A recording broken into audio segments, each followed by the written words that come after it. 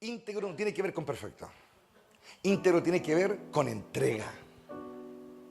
Cuando mi corazón no está dividido. Tiene que ver con el hecho de que yo me entrego en las manos de Dios. Y no porque me entregue la voy a hacer todavía, sino que estoy definido. Sé de qué lado estoy. Y puede ser que aún cerca de Dios, hermano, se manifiesten en nosotros errores, se manifiesten en nosotros cosas malas. Y eso es parte, yo creo, de un proceso sano de restauración de Dios en nuestras vidas. Pero siempre cuídate de que tu lealtad nunca esté dividida. Porque si tu lealtad está dividida, si tu amistad está dividida entre Dios y el mundo, o entre dos bandos, entonces no estás definido. Y eso es un problema grave. Aún cerca de Dios nos podemos equivocar, pero que sea cerca de Dios y que sea dentro de su reino. ¿Entiendes? Dentro de su reino. ¿Estamos de acuerdo? Entonces, la Biblia dice que es hermosa la alabanza. ¿Y sabe qué es lo que hace hermosa la alabanza? Es cuando Dios desciende en medio de ella. Porque antes es canción nomás, hermano. Antes es letra nomás, es ritmo. Pero cuando Dios entra, da eso que tú y yo no podemos producir. Produce esa magia, por decirlo, usar algún término, ¿cierto?, para marcar la diferencia. Produce Dios algo inexplicable. Y eso es lo que se cuida, hermano. Eso es lo que se busca. Y nosotros tenemos que saber responder a eso. Saber responder a eso, Silvia. Porque ¿cómo uno responde a esa realidad? Primero que nada, valorándola. ¿Y cómo yo valoro algo? Cuando estoy educado. Cuando alguien no tiene educación, no puede valorar una cosa determinada. Es su educación la que le hace, ¿no es cierto?, tener una perspectiva, ¿no es cierto?, de lo que realmente importa o lo que no importa. Y eso se aplica a todas las áreas de la vida, incluyendo las cosas espirituales. Entonces, ahora la educación que nosotros necesitamos es un tema espiritual. Es decir, conocimiento de Dios. Por eso la Biblia por ahí en un pasaje dice, ¿no es cierto?, Dios reprendiendo a los sacerdotes le dice, porque ustedes se negaron a conocerme. Yo me niego a reconocerlos como mis hijos y mis siervos. Entonces, yo voy a conocer, o más bien dicho, voy a valorar lo que conozco. Y cuando yo conozco algo, pago el precio por ese algo. ¿Me entienden? Y es ese conocimiento, esa interacción entre Dios y uno, la que va moldeando nuestro carácter y nuestra voluntad. Sobre todo en los momentos difíciles. Porque un hombre se conoce a sí mismo mejor en los momentos difíciles. Cuando todo va bien, difícilmente, hermano. La realidad de nuestra vida aparece en los momentos duros, en los momentos de derrota, de pérdida, de sufrimiento. Ahí uno se conoce. Y ahí es donde uno se manifiesta lo bueno o lo malo que hay en uno. Entonces, en ese momento, cuando yo ya entendí, porque valoré al Señor, yo pago por su presencia. No con plata ni oro, obviamente, pero yo pago por su presencia. Yo pensaba, ¿por qué Dios, en su gran sabiduría, asume la posibilidad de tomar al último discípulo, Juan, y llevarlo a la gloria? ¿Saben que Dios le puede haber dicho todo lo que él transfirió a la iglesia? Así, habérselo dicho. Pero Dios decidió llevarlo. Decidió sacarlo de ahí. Y le dijo, no te voy a contar que en mi presencia son millares los que me adoran. Quiero que lo veas. Y cuando uno ve el contexto de la historia de ese momento, uno se da cuenta que la iglesia estaba sufriendo mucho a causa de la persecución, a causa de la confusión, a causa de la debilidad. Y necesitaban al último apóstol que ya no repitiera lo que todos los otros habían repetido. Que ahora fueran más arriba, porque hasta ese momento, ¿cuál es el gran mensaje? Cristo es el Mesías. El gran mensaje era que por medio de él, el hombre era reconciliado con Dios. Y que ahora por medio de su sangre, ¿no es cierto?, un judío le explicaba a otro que ahora esa sangre reemplazaba para siempre la sangre de sacrificio, a la que ellos estaban tan acostumbrados ya por casi más de un milenio. Y en un momento, Dios dice, ya eso no es suficiente. No es suficiente que sigan hablando de lo que Jesús hizo. Va a ser necesario para todos los que vengan llegando. Pero para que la iglesia se fortalezca, necesita de mi presencia. Y necesita tener una realidad, una concepción de una realidad que no está en la tierra. Toma, Juan lo lleva, y tú te puedes imaginar cómo Juan, cuando tiene la siguiente oportunidad de hablarle a los hermanos de lo que vio, cuando nosotros Si yo al final de este culto te dijera, haz un resumen del sermón de hoy, ¿cuánto sería lo que podrías escribir o transcribir? El 10%, el 15%, con suerte. Las cosas que probablemente a ti te tocaron más, pero no podrías decirlo todo. Entonces cuando yo leo el Apocalipsis, cuando yo veo a Juan que comienza a hablar de la gloria, yo siento, hermano, que ahí es muy poco lo que él logra transferir a través de letras y palabras. Yo creo que él caía en una profunda manifestación de poder cuando él comenzaba a hablar lo que vio, cómo lo vio, lo que él sintió en la presencia de Dios. Y se dio cuenta que en la presencia de Dios lo que más hay es alabanza. Porque la alabanza es poder. Es como el final de un camino donde los que pagaron el precio, donde los que valoraron, donde están los que decidieron por él constantemente, tienen la recompensa de llegar a un lugar que realmente no puede explicarse con palabras. A sentir realidades que no pueden expresarse con palabras humanas. Y yo siento que hay muchas cosas que él no pudo decir por la misma razón que el apóstol Pablo tampoco pudo decir muchas otras, porque hay palabras que no pueden repetirse, que no les son dadas a los humanos. Oh, qué gloriosos, hermano. Hay palabras, hay realidades que no les ha permitido a los humanos verla ni entenderla todavía, porque una recompensa es el premio de haber llegado al final. Entonces cuando yo estoy aquí, hermano, adorando a Dios, y me canso y me distraigo y todo eso cuánto, ¿saben por qué lo hago? Porque todavía no tomo conciencia. Pero cuando yo ya valoré algo, yo peleo por ese algo. Yo lucho por ese algo, porque ahora lo estoy valorando. Pero cuando a mí me regalan las cosas no las valoro, hermano. Y es exactamente la misma forma en que vemos a Dios operar con Israel. Dios le dio su presencia, le dio los pactos, le dio la ley, y ellos no la valoraron. Y no valoraban, y no valoraban. Y cuando a alguien se le da mucho, no valora, hermano. Entonces, ¿qué es lo que Dios hace después? ¿Qué es lo que Dios hizo en la historia? Castigó, por hermano. Exilió. Les quitó todo. Los dejó en la pobreza, en la miseria. Y en un momento llega a decir, aunque estuviera Noé, aunque estuviera, no sé, Job, y aunque estuviera Daniel, ellos solo se salvarían ellos, ni siquiera sus hijos, dice. Que vemos a un padre que en un momento daba tanto y después vemos a un padre que está dispuesto a castigar así, pero hasta los huesos, hermano. ¿Y saben por qué? Porque no valoran. Porque cuando a la gente se le ama y no valoran, tarde o temprano eso se le vuelve en su contra. Cuando Dios da oportunidad y no lo valoran, tarde o temprano eso se vuelve en su contra. Y después se vuelve dolor. Dolor, mucho dolor, hermano. Y nosotros tenemos que cuidarnos de eso, hermano. Tenemos que valorar lo que Dios nos da. Valorar la oportunidad que tenemos. Pero el ignorante no valora. Y eso es algo de lo que debemos cuidarnos. El ignorante, el necio, el que nunca computa, hermano. No, ese nunca logra valorar lo que tiene en las manos. Y lo valora cuando ya lo perdió, por hermano. Después corre cuando ya lo perdió, por hermano. Después se lamenta cuando ya lo perdió. Pero cuando era el momento de cuidar las cosas. Cuando era el momento de cuidarlas. Cuidemos las cosas ahora que las tenemos, hermano. Les quiero leer algo. A comienzos de la siguiente primavera, en el mes de Nisan, durante el año 20 del reinado de Artajerjes, le servía vino al rey. Y como nunca antes había estado triste en su presencia, me preguntó: ¿por qué te ves tan triste? ¿No me parece que estás enfermo? Debes estar profundamente angustiado. Entonces quedé aterrado, pero le contesté: viva el rey para siempre. ¿Cómo no voy a estar triste cuando la ciudad donde están enterrados mis antepasados están en ruina y sus puertas han sido consumidas por el fuego? ¿Cómo no voy a estar así? Le dice. Y el rey preguntó: ¿cómo te puedo ayudar? Después de orar al Dios del cielo, contesté: si al rey le agrada y si está contento conmigo, su servidor, envíeme a Judá para reconstruir la ciudad donde están enterrados mis antepasados. El rey, con la reina sentada a su lado, preguntó: ¿cuánto tiempo estará fuera? ¿Cuándo piensa regresar? Después de decirle cuánto tiempo estaría ausente, el rey accedió a mi petición. Y además le dije al rey: si al rey le agrada, permítame llevar cartas dirigidas a los gobernadores de la provincia al occidente del río Éufrates, indicándoles que me permitan viajar sin peligro por sus territorios de camino a Judá. Además, le ruego que me dé una carta dirigida a Asaf, el encargado del bosque del rey, con instrucciones, dice, de suministrarme madera. La necesitaré para hacer las vigas para las puertas de la fortaleza del templo, para las murallas de la ciudad y para mi propia casa. Entonces el rey me concedió estas peticiones porque la bondadosa mano de Dios estaba sobre mí, dijo él.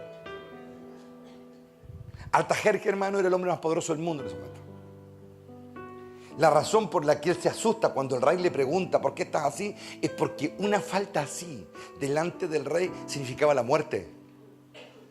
Es decir, para atender al rey tenían que entrar con la cara llena de risa, con la actitud correcta. Tenían que demostrar que eran los seres más felices atendiendo al rey. Eso es lo que tenían que hacer. Ahí los dramas personales, mis rollos, ahí no funcionan delante del rey. Y por eso el rey le pregunta, ¿qué te pasa? Le dice. Y por eso es que él se asustó, hermano. Porque no estaba atendiendo al rey como debía. Pero obviamente el Señor tomó el control del momento. Y desenvuelve una conversación que le da la oportunidad a Nehemías de contar por qué está así. Nehemías ha nacido en el cautiverio. Él nunca ha conocido su tierra. Él nació en el cautiverio. Y en el mejor de los casos, si es que habrá llegado de niño o de pequeño, no sabemos, ¿no es cierto? Definitivamente no creo. El hombre ya había pasado 70 años, te estaba cumpliendo las palabras del profeta Jeremías, ¿no es cierto? Así que definitivamente no. ¿Y saben qué? Él siente un llamado a volver. Él ha ascendido en su carrera de servicio a un lugar tan alto, hermano. Ser copero del rey era como, no sé, ser un ministro del interior casi, hermano. Porque tenía los privilegios al lado del rey, la mejor paga, el mejor trato, la mejor vida, lo mejor de todo. Pero ¿qué hace que un hombre que no conoce su tierra, que no conoció el templo, sienta, porque uno fue allá y le contó cómo estaba, y sienta el deseo de dejar toda esa comodidad? Buena pregunta. Ayer me hizo pensar esto porque Filiponcio nos compartía algo de esto ayer acerca de volver. Y me hizo pensar en eso. Y sabes que yo siento que estoy muy de acuerdo con lo que él nos compartía ayer. Por eso quise un poco ahondar más en este tema hoy día. Y es que hay que volver, hermano, de Babilonia. Hay que dejar esas cosas de allá y hay que pagar un precio para volver. Pero aquí la clave está en estar frente al rey. Ahí está la clave, estar frente al rey. Porque cuando yo estoy frente al rey del cielo, es él el que paga el que hace mis cartas.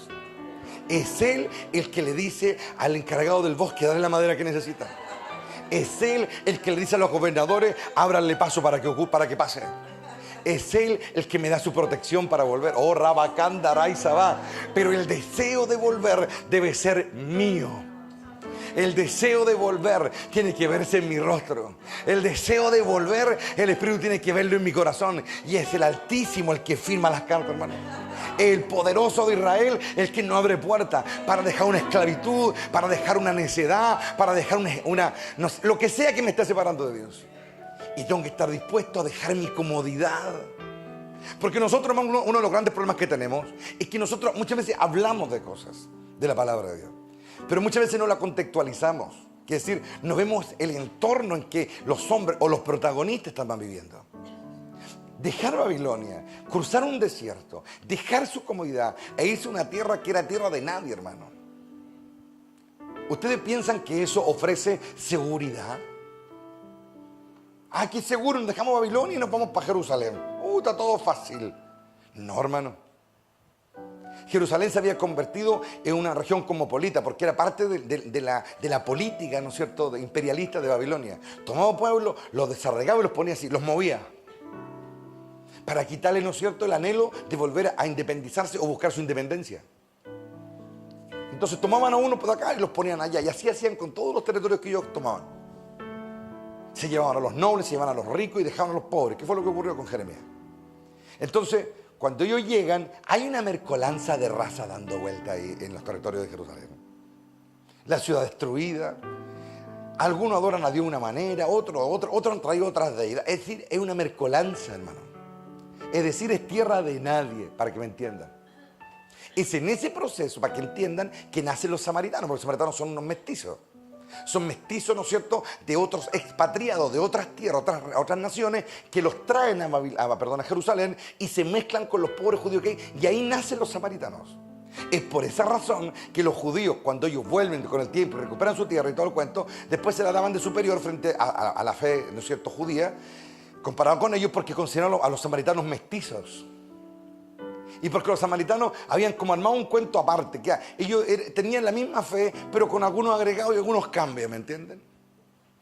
Entonces para los judíos era una ofensa la fe de los samaritanos. Por eso es que la mujer le dijo al Señor, samaritanos y judíos no se tratan entre sí, era por esa la razón. Había ya una disputa, una pugna ya ancestral entre ellos, entre todos los grupos. Entonces, cuando vuelve, ¿no es cierto?, Nehemías, no es fácil, hermanos, volver no es fácil.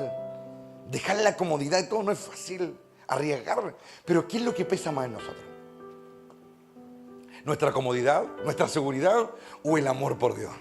Esa es la pregunta. Cada uno puede estar a veces en una Babilonia, a veces física, a veces espiritual, lo que sea. Y ahí decide si sale o se queda, por hermano.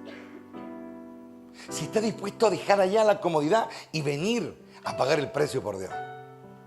¿Y saben qué? Cuando uno lee la historia y lee a Nehemías y lee a Esdras, se da cuenta de que no todos quisieron volver. ¿Y saben por qué no todos quisieron volver? Porque estaban cómodos.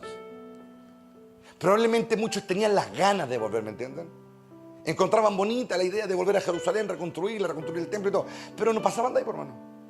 Porque había una atadura. Y Dios me ha dicho, hay ataduras que deben romperse para que mi pueblo vuelva realmente a mi presencia. Hay personas que están aquí y están en Babilonia, hermano, y es evidente. Babilonia, pero Babilonia, son babilónicos así, pero con todas sus letras. Y tienen que decidirse. No solamente gente que puede estar afuera, sino gente que está aquí. Babilonia, sí, pero Babilonia, por hermano. Paganos a morir. Y tienen que decidir si vuelven o se quedan allá, por hermano. Pero si yo decido volver, tengo que saber cómo volver. Y el que me tiene que dar la fuerza es el Rey. Ir donde nuestro Padre y pedirle a Él y que Él vea primero nuestra tristeza. ¡Ah, qué glorioso eso, hermano! ¿Por qué? Porque cuando uno está feliz y contento y le da nada bueno. Pero cuando yo voy frente a Dios y Dios ve mi tristeza, porque estoy en una tierra que no es mi tierra. Estoy en un lugar donde no es mi lugar. Estoy en una casa donde no tengo que estar. Estoy viviendo una existencia que no debo vivir. Entonces Dios tiene que ver mi tristeza, de que yo quiero salir de ahí. Y ahí el enemigo entraba y salía y el rey vio su tristeza. Y le dice, ¿por qué estás así si no estás enfermo? Le dice. Así comienzan las buenas conversaciones. Cuando ese corazón ya entraba a la presencia del rey, veía todo el lujo del que estaba rodeado y del que él también podía de una u otra manera también participar, pero se dio cuenta que eso no lo llenaba. No lo llenaba la vida, no lo llenaba la provisión, no lo llenaba la comodidad, no lo llenaba nada. Y pasaban los días y se iba apagando. Oh, él está aquí, hermano. Probablemente la tristeza los primeros días la pudo ocultar, porque él sabía que no podía estar así frente al rey. Probablemente los primeros días él trataba como así, todo bien, todo aquí y allá, pero por dentro la procesión iba, por hermano. Y en ese momento, un momento en que ya no la pudo tapar. Y ese es el comienzo de volver. Oh, él está aquí, hermano. Cuando ya la tristeza no se puede tapar, por hermano. Cuando el corazón comienza a recibir esa convicción del Espíritu, él está aquí, hermano. Esa convicción que era como que el Señor lo golpeaba acá dentro en el pecho. Lo golpeaba, niña, ¿qué estás haciendo aquí? Le decía. ¿Qué estás haciendo aquí? Y él servía la copa, hacía todo el ritual, todo. Y el Espíritu le decía, ¿qué estás haciendo aquí? Él miraba, oh, Ramajá y Sabá, caminaba por los pasillos del palacio del hombre más poderoso de la tierra, con lujo inimaginable, hermano, las 7 maravillas, ¿no es cierto?, de Babilonia. Es decir, era una tierra fantástica. Y Dios le decía, ¿qué haces aquí? ¿Qué haces aquí?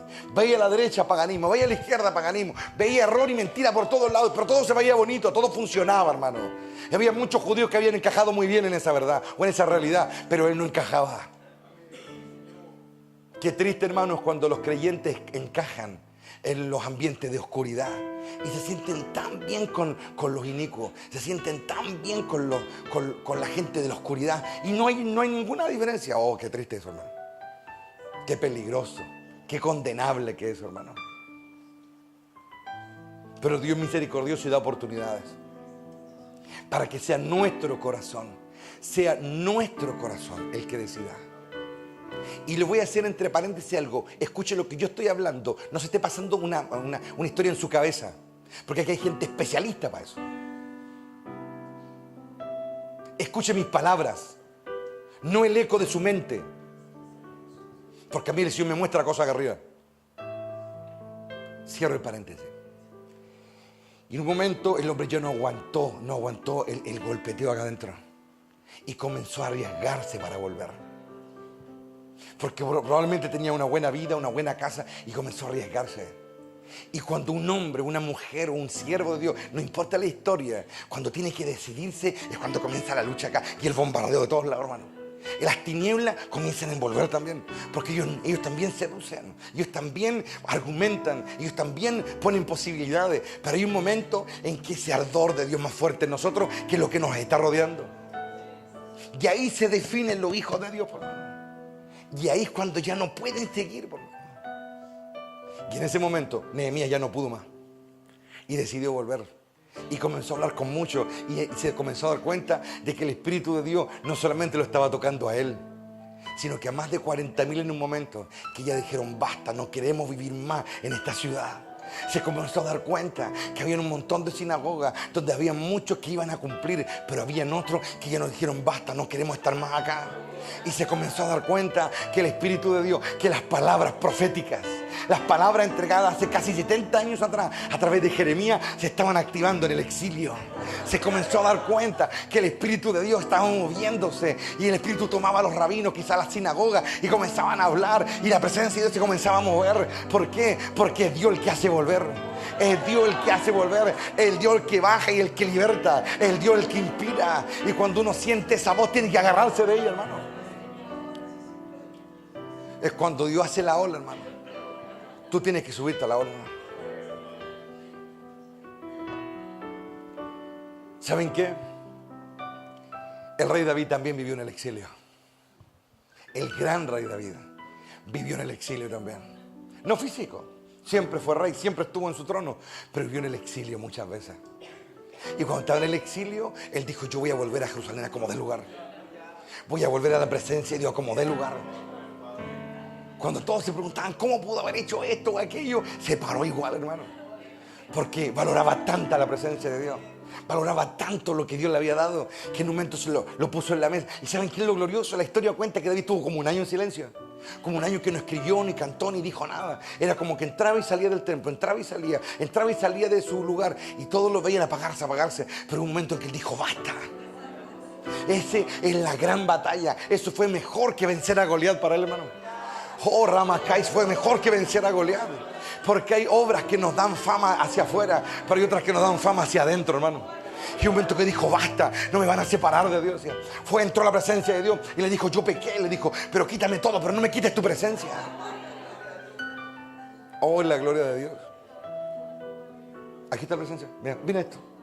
Cuando lo enfrentó el profeta Natán, le dijo todo lo que tenía que decirle. Le contó la historia de la oveja, etc. Y le dijo: Dios ya te perdonó. Le dijo: ¿se acuerdan? Ya te perdonó, le dijo. Pero se dan cuenta que a pesar de que Dios ya lo había perdonado, él seguía con la funeraria por dentro, ¿no? Se dan cuenta que seguía apagado. Porque una cosa es que Dios diga algo y otra cosa es que yo salga a encontrar ese algo. Una cosa es que Dios me entregue algo y algo que yo luche por ese algo. Y él tuvo que luchar por su reconciliación. Y qué glorioso en la vida es luchar por eso, hermano. Es luchar por volver. Es cruzar los peligros por volver a Jerusalén. Volver a estar como tengo que estar frente a Dios. Y qué glorioso que es eso, hermano. Hubo guerra, hubo lucha, se levantaron los árabes, Sanballat, y hay una tremenda historia. Pero en cada momento Dios era fiel. Dios era fiel, lo protegía. Dios lo alimentaba, Dios lo nutría, Dios le daba lo que necesitaba. Se abrían las puertas por acá, las amenazas, todo. Porque volver a Jerusalén no es fácil, hermano. ¿Por qué? Porque cuando Dios logró arrastrar a Israel al pecado y por ende a la condenación y por ende al exilio y al castigo y a todo lo que había pasado, la ciudad estaba casi irrecuperable, hermano. Es decir, el diablo se había aposentado tanto espiritualmente hablando que esa tierra la dominaba él, hermano. Puertas quemadas, ciudad en el suelo, todo destruido. Es decir, había aplastado a Jerusalén. Pero ¿sabes qué? Él se abrió camino en medio de las ruinas. Caminó en medio de ellas. Las vino a ver. Y se acordó del sepulcro de sus padres. Se acordó del sepulcro de sus padres. Y no está hablando de los padres literales del hermano. Está hablando de los padres de la nación. Donde estaban los reyes, donde estaban los sepulcros de los siervos de Dios. Él iba a ir a restaurar esos lugares. Él no iba a dejar que se olvidaran. Y Dios comenzó a despertar los corazones. Aleluya, qué glorioso es ver eso, hermano. Por allá el príncipe de Judá, ¿no es cierto? Zorobabel también despertó. Por allá despertó Edri, despertó un montón de gente. Todos despertaron. Porque esto se trata de despertar, hermano. Yo no sé cuántos corazones aquí o fuera van a despertar, pero lo que estoy diciendo es que hay un llamado. El Espíritu de Dios está llamando a volver a su presencia con todo, hermano.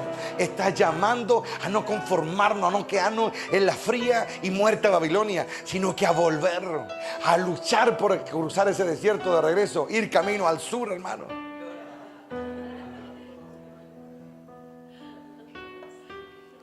Porque durante las semanas y meses que viajaron, el sol salía por la derecha de ellos y se escondía por la izquierda. Y así hasta que llegaron, hermano, camino al sur. Camino al sur. Iban al sur.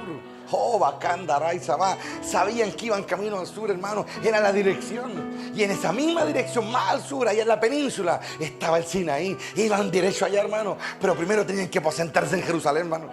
Primero en Jerusalén, primero reconstruir la ciudad. Iba a haber guerra, hermano. Siempre un camino hacia allá. Primero Jerusalén, luego, ¿no es cierto?, el Sinaí. Nosotros no podemos, de verdad, hermano, no podemos seguir así. Tenemos que decidir volver con todo a Dios. Ese es nuestro llamado. Volver cuando la alabamos, volver cuando estamos solos orando, volver en cada decisión, volver en cada momento y decidir. Y para eso, hermano, no me pueden estar presionando otras personas. Debe ser mi decisión, debe ser mi alabanza, debe ser lo que yo quiero, no lo que otro quiere. Si yo quiero, Dios me va a dar fuerza. Y en medio de la oscuridad, Él va a venir y va a dar fuerza al corazón. Yo estoy convencido de esto, hermano, que Juan en Patmos no estaba derrotado. Porque Dios no baja a hablar con derrotados, hermano. Dios no baja a hablar con amargados ni con gente que no tiene fe. Dios baja donde hay pasión. Dios baja donde hay hambre. Dios baja donde el deseo no ha muerto. Ahí Él baja y habla. Entonces Juan no estaba derrotado. Estaba encarcelado, pero no derrotado. Y nosotros muchas veces estamos encarcelados y derrotados, por hermano. Pero cuando el corazón es libre, puede seguir clamando y Dios puede seguir llegando. Y Dios lo está haciendo difícil. Y Dios lo está haciendo difícil para que crezca lo que tiene que crecer. Vienen tiempos gloriosos y tiempos también de lucha. Pero ¿sabes qué? He decidido yo pensar en una sola cosa. He decidido pensar que lo que está al frente es lo que Dios me puso a mí. Y yo voy por eso, hermano. Es cada mañana cuando te levantas y decides qué vas a hacer, cómo vas a vivir, qué vas a sentir. Tú lo decides. Tú decides qué haces con ese desánimo acá adentro. Tú sabes qué haces con tu culpa acá adentro. Tú sabes qué haces con tu derrota. Tú lo decides, no lo decide otro. Es cuando tú estás en la soledad y tú decides pararte. A muchos Dios los ha dejado solos. ¿Por qué? Porque los necesita solos. Porque el resto lo único que hace es distraerlo y lo tiene entretenido, haciéndolo perder tiempo. Pero la soledad te lleva a la concentración. La soledad te lleva a pensar de verdad. La soledad te lleva a levantar la cabeza y cansarte de lo superficial. Hasta que encuentras lo verdadero. Hasta que encuentras lo real, lo contundente. Pero hay gente que se entretiene con una cosa, con otra, con los hijos, con el trabajo, se entretiene, se llena. Y yo pregunto, ¿qué tratas de hacer cuando tú, es como echar, hermano, la basura debajo de la alfombra? La juntas y la juntas y la juntas. Pero va a llegar un momento en que todo va a salir, hermano. Y todo lo que no quisiste ver se va a manifestar. Todo lo que no quisiste arreglar se va a manifestar. Todo lo que dijiste para mañana, cada vez va a crecer. Una herida no se sana sola. Una herida tiene que recibir sanidad. ¿Lo ven o no? Una habitación no se limpia sola, hay que limpiarla. Y yo siento que Dios quiere que volvamos con todo, hermano. Siento que Dios quiere que volvamos y que nuestra alabanza se vuelva íntegra en ese proceso de volver. En ese proceso de regresar a Dios. De regresar. Ya no se conformen más. Porque el enemigo quiere sacar por cansancio alguno. Los quiere sacar por cansancio. Pero es ahí, cuando te purificas, cuando nace la verdadera fuerza. No pienses ni busques lo que otros quieren para ser felices. Porque nosotros decimos una cosa con la boca, pero nuestro corazón busca otra, hermano. Y esa dualidad nos está cansando, nos está debilitando, nos está desnutriendo. Y hay un momento que Dios dice, cánsate de lo superficial, abúrrete de buscar lo que tú quieres, abúrrete de tratar de abrir una puerta que yo jamás voy a abrir, abúrrete, cánsate, busca lo que yo quiero. Y nosotros muchas veces decidimos, ¿sabes qué? Anoche meditaba unas palabras que mi padre me entregó hace un tiempo, hace unos días atrás. Y me dijo, ¿sabes cuál ha sido el gran mal? Acérquense más, los que están acá, acérquense. ¿Saben cuál ha sido el gran mal de mi pueblo desde siempre? Reyes, profetas, sacerdotes, desde que el mundo, ¿sabe cuál es el gran mal? La incredulidad, me dijo. La falta de confianza en mí ha sido el gran mal siempre. Siempre ese veneno ha entrado de una u otra manera hasta en los más grandes. Y sabe que uno comienza a hojear las páginas de la Biblia y se da cuenta que así es, por hermano. Los profetas como Jeremías, vemos, ¿no es cierto?, a un Daniel que siendo joven, hermano, se inclinó, por hermano. Si esa es la verdad, se inclinó. Él fue valiente con los leones, pero con la estatua guateó, por hermano. Vemos a un David que también, vemos a un Moisés que también, vemos a un Abraham. Es decir, todos en un momento han guateado. Todos en un momento han dudado. Yo a veces, hermano, me causa gracia a veces. Personas cerca de mí que me hablan de fe y yo los veo y por cualquier cosa se les ve la consternación en el rostro, hermano. Yo los miro, ¿sí? Yo veo que quieren, pero de ahí a tener una fe sólida, no la tienen todavía. El gran mérito que tienen es que insisten en seguir creyendo o tratar de creer, esa es la palabra. Pero no confundamos los términos. Una cosa es que tú te esfuerces en tratar de creer y otra cosa es que creas. Porque cuando tú insistes estás tratando de edificar algo y eso tiene un mérito sin lugar a duda. Pero cuando ya crees, la paz se ve en tu mirada. Ya no tocas más el mismo tema. No tocas más el mismo tema. Pero hay personas aquí que me tocan el mismo tema día por medio, hermano. Pero todos los más cercanos. Y me dijo, la incredulidad es el gran karma de la mayoría. Vence la incredulidad. Vénsela, derrótala. No digas que la tienes cuando no la tienes. Dile, Señor, ayúdame a tenerla. Ayúdame a alcanzarla de verdad.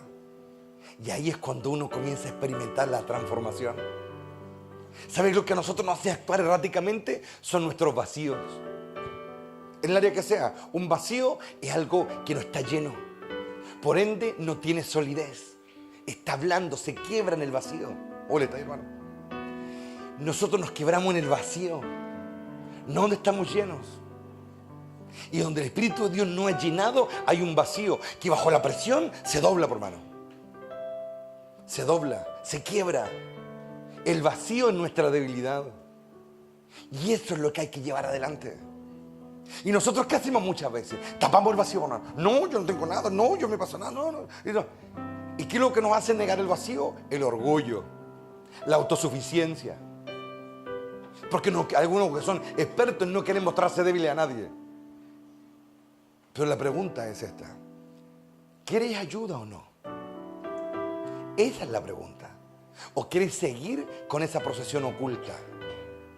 ¿Quieres seguir noche y tras noche, día tras día, semana tras semana, sufriendo por el vacío? Esa es la pregunta. ¿Hasta cuándo te vas a cansar? ¿Hasta cuándo? Los miedos nos hacen hablar erráticamente. Nos hacen decidir erráticamente. Porque el miedo es un vacío. ¿Un vacío de qué? De confianza en Dios. Eso es el miedo. Un vacío de confianza. Porque cuando la fe ha llenado el corazón, ya no hay miedo. ¿Por qué? Porque la confianza en Dios, la seguridad de que Él va a intervenir, de que Él me va a proveer, de que Él me va a salvar, de que Él me va a sostener y que Él va a hacer todo lo que yo necesito para vencer, ya no está por momento. Como no está, comienza la debilidad y comienzo a doblarme. ¿Y qué comienza? El miedo. Ese instinto de sobrevivencia. Sobre mí, sobre los que yo quiero, ese instinto. ¿Y qué hago? El diablo se ríe en mi cara, hermano. Se ríe en mi cara. Y eso es lo que tenemos que ahora evitar.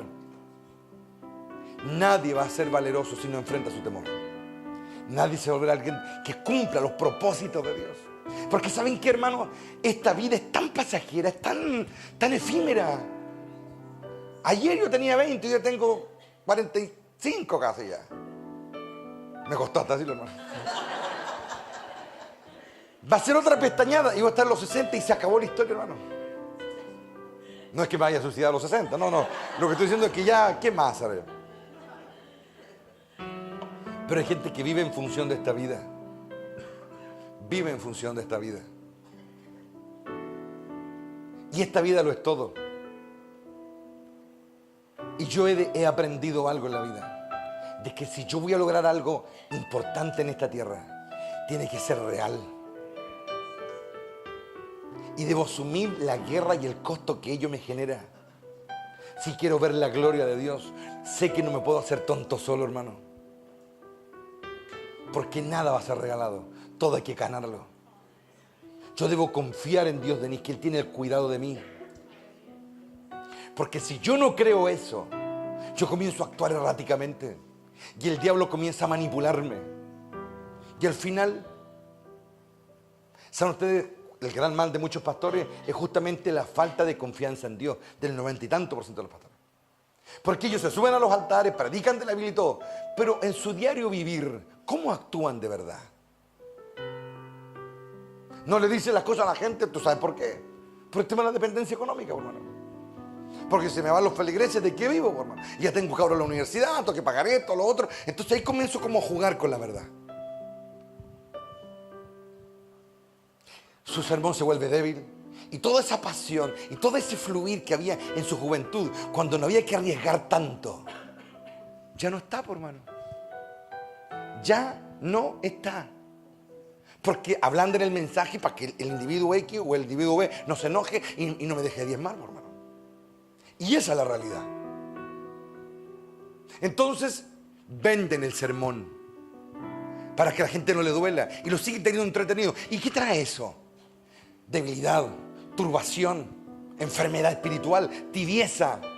¿Qué trae eso? Que Dios tome sus cosas y se vaya. ¿Sabes qué me dijo Dios un par de días atrás? Cuando yo veo eso me dijo, ¿sabes qué es lo que yo hago? Me voy, porque si me quedo, me dijo, los destruiría. Los destruiría. Entonces en mi amor yo prefiero irme y no mirar más. Y me dijo exactamente eso a mí, no mires mal que no da fruto. Pero también me dijo, trata de salvar al último, hasta el último que puedas, me dijo.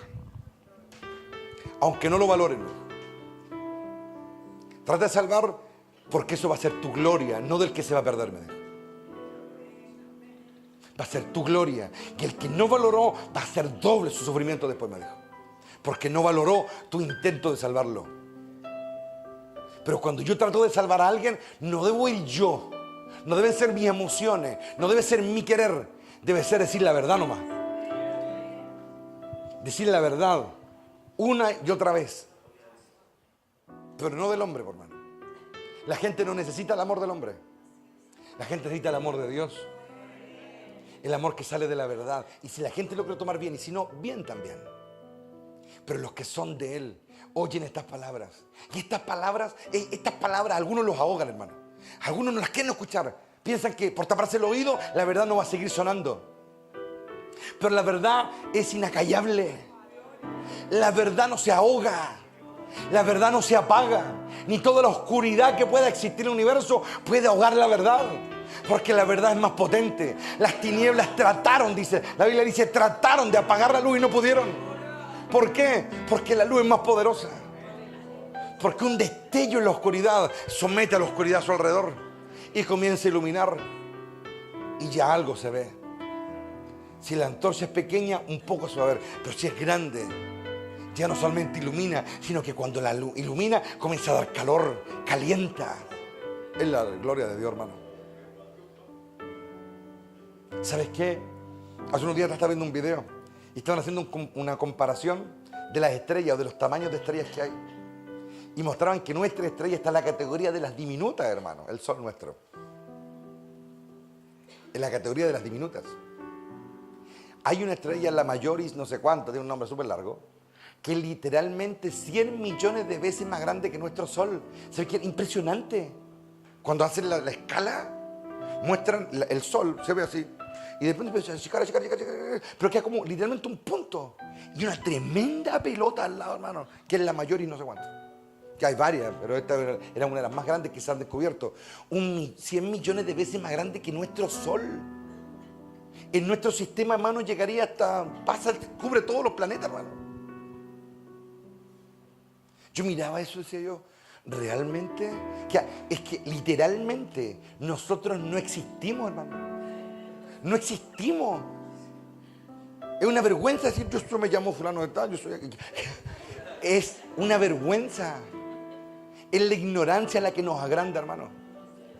Si el hombre ha de gloriarse en algo, sea solamente en una cosa, en conocerme y entenderme, en nada más. Porque todo lo demás, hermano, es literalmente ridículo, ridículo.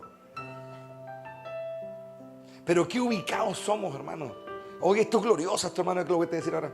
¿Y sabes por qué digo que es glorioso? Porque ni siquiera tengo las palabras, pero sentí lo que te voy a decir. Lo glorioso es reconocer, sentir de que Dios no me necesita. De que el mejor estado ante Dios es de sumisión total y dependencia total de Él. Eso es lo más cercano a la verdad que podemos estar, hermano. Porque de ahí a seguir acercándose es que Él te tome de la mano y se acerque. Porque tú y yo y ningún ser puede acercarse a Él. No pueden verlo, no pueden acercarse, no se merecen entenderlo, ni conocerlo, ni verlo, ni recibir nada de Él. Pero cuando llegamos hasta lo más cerca que podemos, que es humillarnos hacia lo sumo. Y la humillación no tiene que ver con tirarme al suelo, no. La humillación tiene que ver con depender de Él. La humillación tiene que ver con que yo lo amo por sobre todas las cosas. Y que Él para mí es más importante que mi iglesia, más importante que mi dinero, más importante que mi trabajo, más importante que mi hijo, más importante que todo. Esa es humillación, por hermano. Que Él literalmente sea más importante que todas las cosas. Y yo les pregunto con la mano en el corazón, ¿estas verdades tendrá que venir Dios a decírmelas para que yo las entienda? Si ya te las está diciendo de forma clara y evidente. ¿No es cierto que sí? Si nosotros somos de su agrado, hermano, no nos va a faltar nada. Si somos de su agrado, no nos va a faltar nada espiritual, no nos va a faltar nada emocional, no nos va a faltar nada material, si somos de su agrado. Si Dios puede crear estrellas, hermano, y mantenerlas en ebullición por cientos de miles de años, ¿qué le va a costar contener tu vida o contener la mía? ¿Qué le va a costar sostenernos a nosotros? ¿Qué le va a costar, hermano? ¿Habrá algo difícil para Dios? Dios nos la hace difícil un poco nomás, hermano. ¿Para qué? Para que tú y yo maduremos, porque la adversidad nos hace madurar. La adversidad nos enseña el valor de luchar por las cosas, de luchar por ellas. Y no esperar que las cosas aparezcan, porque las cosas no aparecen, por hermano. Yo puedo haber orado todo el día y toda la noche, haber ayunado 40 días, 40 noches, que me he parado ahí frente en la calle esperando que apareciera este templo, por hermano. Y no va a aparecer nunca, por hermano. Por muy voluntad de Dios que sea, por mucha palabra que Él me haya dado, debo poner mano a la obra, por hermano. Y pucha, que puse mano a la obra, hermano. Partiéndome la cabeza, midiendo esto, midiendo lo otro, aquí, aprendiendo, gracias, hermano.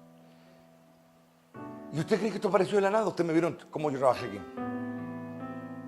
¿Por qué? Porque la palabra estaba. La voluntad estaba, los recursos Dios los proveyó abundantemente.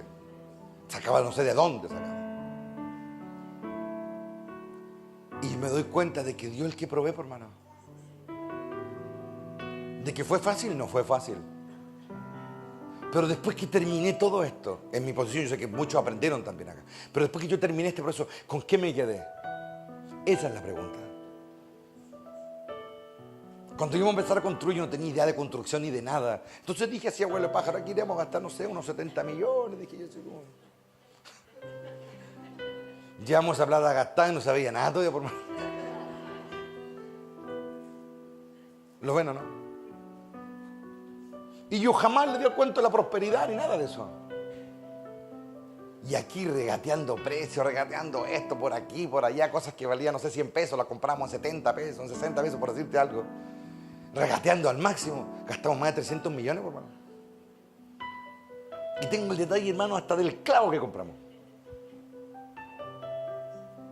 Entonces hemos comprado normal, así, a lo Easy Sodium, hermano, así de onda pillo. No, pasamos los 500, por hermano. Entonces, yo les pregunto, durante todos estos años que construimos, ¿me vieron urgido?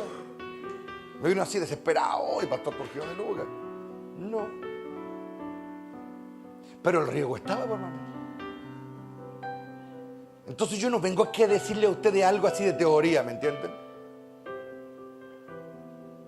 La persona más cercana a mí jamás me vieron ni siquiera urgido por nada. Pero algunos de los que están cercanos a mí hubiesen tenido esa carga.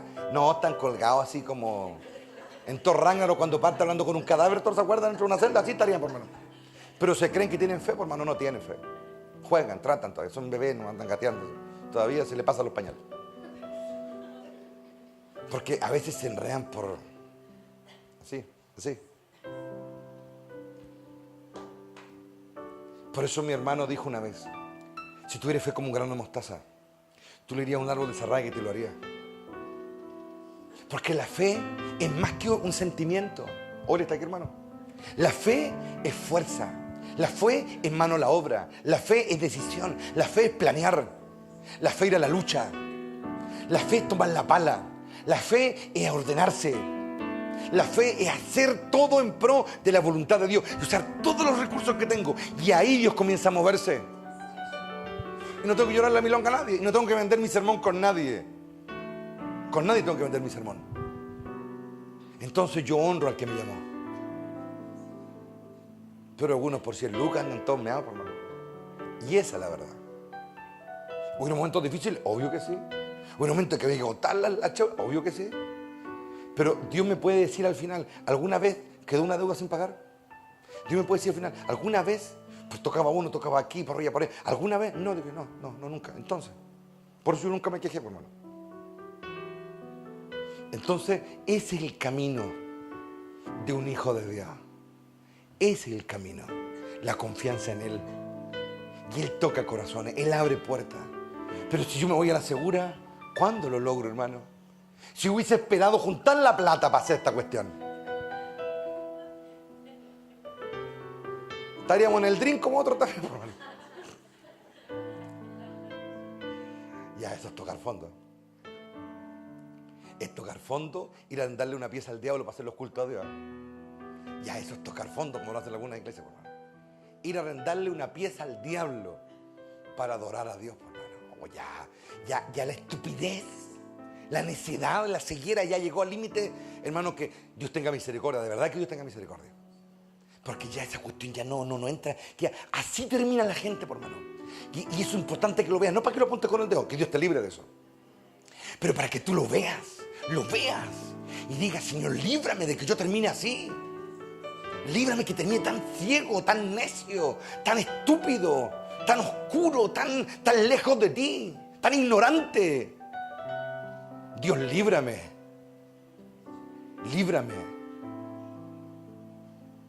Porque así lo hacen muchos, por hermano, en el mundo lo hacen así. La rienda empieza al diablo para adorar a Dios, por hermano. Yo te pregunto, ¿qué pensará Dios de eso? ¿Lo ven o no? ¿Sabes lo que dijo un gran hombre de Dios? Que prefería habitar en la puerta de la casa de Dios, allá afuera, ahí donde cae la lluvia, donde no hay calefacción, prefería estar ahí, que habitar en moradas de iniquidad, decía. Prefería estar ahí. Qué bueno eso, hermano, qué centrado que eso. Prefiero estar en la puerta de la casa de mi Dios, decía. ¿Y sabes por qué decía eso? Pero te lo voy a decir, ahora me lo está diciendo. ¿Sabes cuándo David estuvo en la puerta de la casa de Dios? Cuando estuvo mal.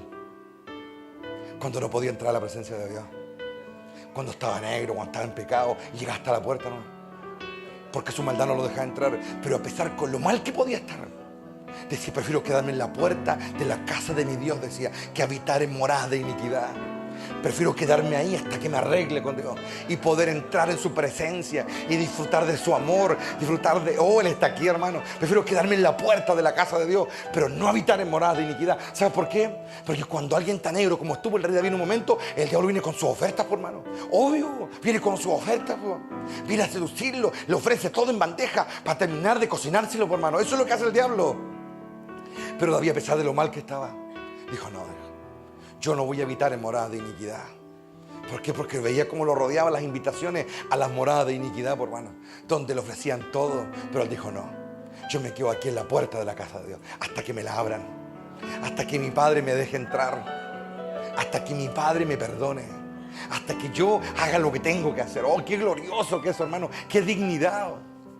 Las mejores batallas, hermano, muchas veces no son las que están hacia afuera, son las que se ganan acá adentro.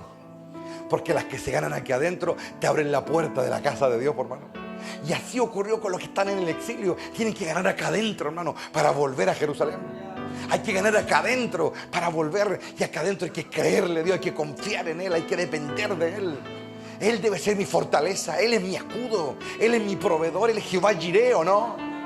Él provee mi fuerza, mi perdón, mi gracia, mi alimento. Él provee todo lo que yo necesito. Él es mi paz, es mi estandarte, Él es todo lo que yo necesito. Pero lamentablemente para muchos eso es rezo nomás, por hermano. Son lindas palabras nomás. Que Dios nos ayude, hermano. Que Dios nos guíe a cada uno de nosotros. Si estamos dispuestos a ese cambio, Dios nos va a ayudar a cambiar. De verdad que sí.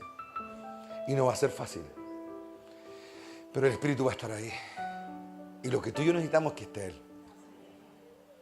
Lo que tú y yo necesitamos es que Dios esté contento con nosotros. Lo que tú y yo necesitamos es que Dios esté de nuestro lado. Si Dios es por nosotros, ¿quién contra nosotros? Lo que tú y yo necesitamos es su ayuda. Pero si no la tienes, va a ir cayendo, cayendo, cayendo, cayendo y no te paras nunca. Que Dios nos ayude a pararnos y a hacer lo que tenemos que hacer. Que este día sea un buen día, hermano. Y que su verdad cale acá adentro, se meta acá adentro. Que Dios vea hambre. Aquellos que están teniendo hambre, sigan teniendo hambre. Y los que no, arrepiéntanse. Hambre por su presencia. Amén. Aleluya. Tome la mano de alguien. Soberano Padre, en esta tarde, Señor, bendecimos tu nombre. Te damos gracias, Padre, porque tú eres quien sostiene a los que has llamado. Y sabemos, Señor, que eres tú quien nos guía. Eres tú quien nos fortalece, eres tú quien nos alienta. Eres tú quien va delante de nosotros. Que los tuyos sientan el llamado, Rey. Que los que te pertenecen aquí, Señor, sientan el llamado a estar cerca espiritualmente de ti. Que haya una real conexión, Señor, contigo. Y que dependan solo de ti. Amado Padre, aviva el fuego en nuestro interior. Derriba todo argumento de iniquidad. Y permite que tu verdad cale en nosotros la realidad del cielo, Padre. Que tu verdad meta en nosotros la realidad del cielo. Que nuestras mentes se aclaren, nuestros corazones se aclaren. Que haya valor para seguir al lado tuyo, Padre. Que el resto de este día cuente con tu ayuda y tu bendición. Y que podamos volver siempre, Padre, hacia ti. Siempre hacia ti, oh Rey. Que nada nos haga estar lejos de ti, oh Dios. Que hay esa intranquilidad en nosotros por volver a tu presencia. Esa intranquilidad, oh Dios, por volver a tu presencia. Que no nos conformemos al vacío, no nos conformemos a la tibieza, no nos conformemos, Señor, a lo cotidiano, sino que siempre estar volviendo a ti, Rey, buscando la real presencia tuya, aleluya. Gracias por este momento, gracias por tu verdad, gracias, Padre, por lo que estás haciendo, porque tú tienes el control y confiamos en tu palabra, confiamos en el dominio que hay en ti de cada circunstancia. Fortalece al débil, fortalece a aquel, Señor, que quiere pero todavía no tiene la fuerza. Dale la fuerza, Padre mío, para levantar el peso, Señor, de su maldad y echarla fuera, Rey de gloria. Señor, que haya unidad en este pueblo y toda división que caiga en tu nombre. Prepara los corazones para los tiempos que vienen y que el Espíritu Santo pueda seguir hablándonos. Te lo pedimos en esta hora, Padre, en los méritos gloriosos de tu Hijo, nuestro gran Rey. Amén y amén. Y vamos a darle la gloria a nuestro Padre. 1, 2 y 3. Gloria a Dios, gloria a Dios, gloria a Dios para siempre. Aleluya. Gracias, Padre. Puede buscar a alguien. Bendíganse. Hemos terminado.